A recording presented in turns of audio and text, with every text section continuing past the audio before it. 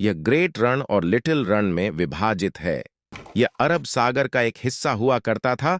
लूनी नदी कच्छ के रण में बहती थी, लेकिन जब रण सूख गया, सूखा रहता है और जून से सितंबर के मानसून के मौसम में वर्षा केंद्रित होती है। बाद में यह सिंधु घाटी सभ्यता के साथ साथ भारत के मौर्य और गुप्त साम्राज्यों द्वारा बसाया गया था।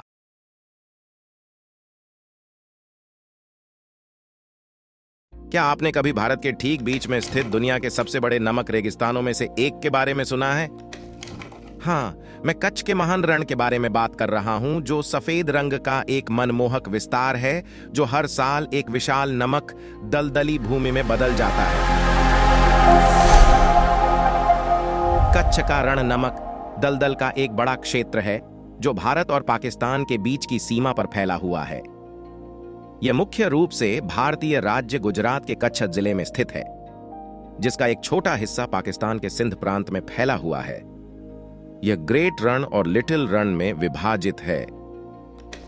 यह अरब सागर का एक हिस्सा हुआ करता था, लेकिन फिर यह सूख गया, जिससे नमक पीछे रह गया, जिससे कच्छ का रण बना। लूनी नदी कच्छ के रण में बहती थी, लेकिन जब रण सूख गया तो लूनी पीछे रह गई, जो बताता है कि आज लूनी अरब सागर में क्यों नहीं बहती है। रण शब्द का अर्थ गुजराती में रेगिस्तान है।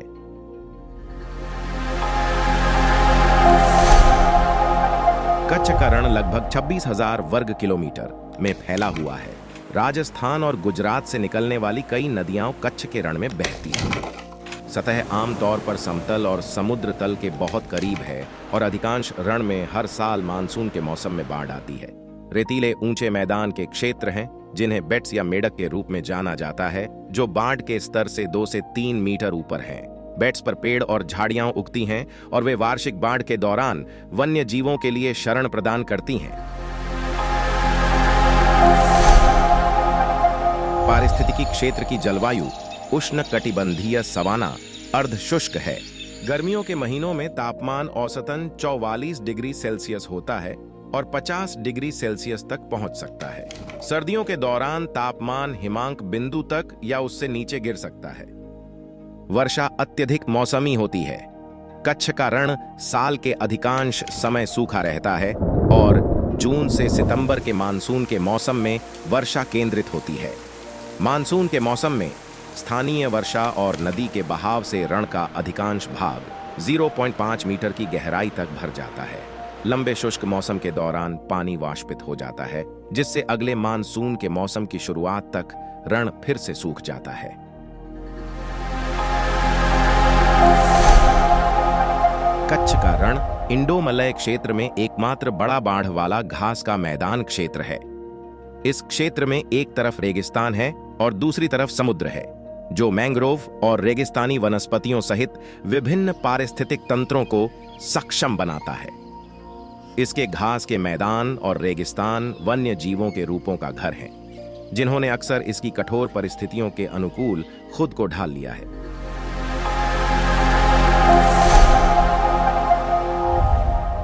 कच्छ के रण में प्रमुख वनस्पति घास के मैदान और कांटेदार झाड़ियां हैं।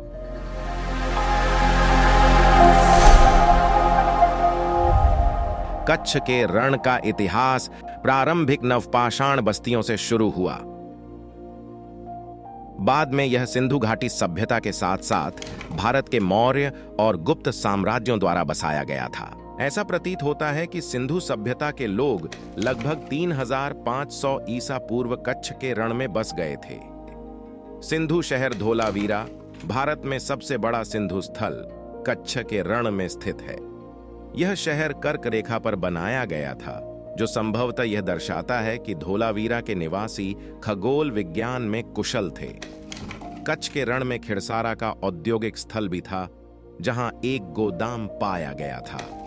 कई इंडोलॉजिस्ट का मानना है कि सिंधु सभ्यता के समय कच्छ का रण आज के नमक दलदल के बजाय एक नौगम्य द्वीप समूह था। कच्छ के रण की अपनी यात्रा की योजना बनाएं और इस असाधारण जगह के जादू का खुद अनुभव करें।